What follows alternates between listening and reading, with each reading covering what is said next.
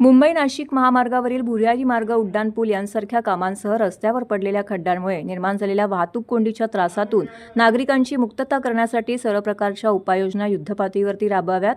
त्यासाठी लागणारी सर्व प्रकारची मदत राज्य शासनामार्फत करण्यात येईल. मात्र पुढील 10 दिवस या महामार्गावरील वाहतूक सुरळीत न झाल्यास जबाबदार अधिकाऱ्याला निलंबित करण्याचे आदेश उपमुख्यमंत्री अजित पवार यांनी सार्वजनिक बांधकाम विभागाच्या अप्पर मुख्य सचिवांना दिले.